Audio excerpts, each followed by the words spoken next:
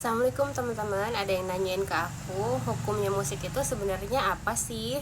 Jadi kalau kita mau mengambil suatu hukum, nggak bisa kita sebagai orang awam yang menentukannya. Kita hanya bisa mengambil dari para orang alim ulama, orang yang mengerti bahasa Arab, yaitu bahasa dari Nabi kita SAW. Harus orang yang memang benar-benar mengerti arti dari kata per kata dalam hadis tersebut. Ulama juga udah menggolongkan mana hadis yang sahih, doif, hadis yang palsu.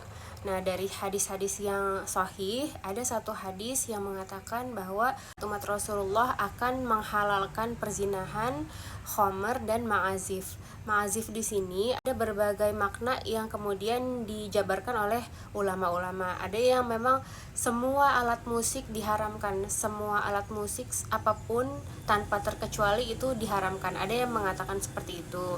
Ada juga yang mengatakan alat musik yang melalaikan saja. Jadi alat musik yang mendekatkan kita pada lalai mengingat Allah, lalai terhadap menuntut ilmu. Dan ada juga yang mengatakan mubah-mubah saja, tergantung digunakan untuk apa. Kalau musiknya digunakan untuk hal yang baik, seperti untuk bersolawat atau mengingatkan kita kepada Allah, seperti penyanyi-penyanyi yang liriknya mengingatkan kita pada Allah, nah itu diperbolehkan. Ada ulama yang memperbolehkan seperti itu. Jadi kita bukan menggali hukum sendiri ya, tapi kita udah mengambil hasil hukum dari para ulama yang berbeda-beda ini. Tinggal kita mau mengambil yang bagaimana.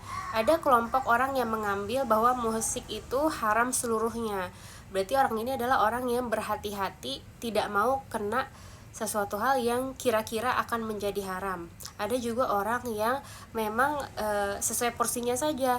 Kalau alat musik itu memang melalaikan, ya udah dia tinggalkan. Tapi kalau alat musik itu justru malah mengingatkan orang kepada Allah dan Rasulullah, dibolehkan gitu. Yang tidak boleh adalah kita memaksakan kehendak kita kepada orang lain yang ingin mengambil ilmu yang berbeda dari yang kita ambil.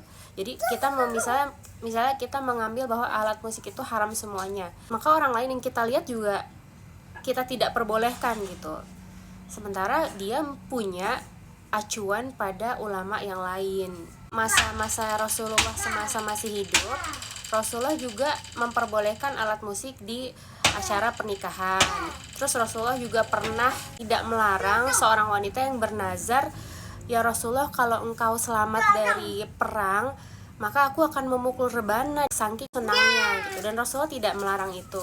Rasulullah juga tidak melarang genderang perang juga ditabuh untuk menyemangati para mujahid agar semakin berdebar gitu gelora, biar nggak sepi-sepi banget. Padahal sebenarnya kan dengan takbir, dengan tahlil, itu semua bisa kita teriakan di dalam peperangan. Tapi Rasulullah membolehkan aja tuh genderang perang yang ditabuh oleh sahabiah yang mualaf, yaitu Hindun, yang pernah menabuh genderang perang saat melawan Rasulullah. Dan ketika dia sudah menjadi mualaf juga dia menabuh genderang perang itu untuk menyemangati kaum muslimin.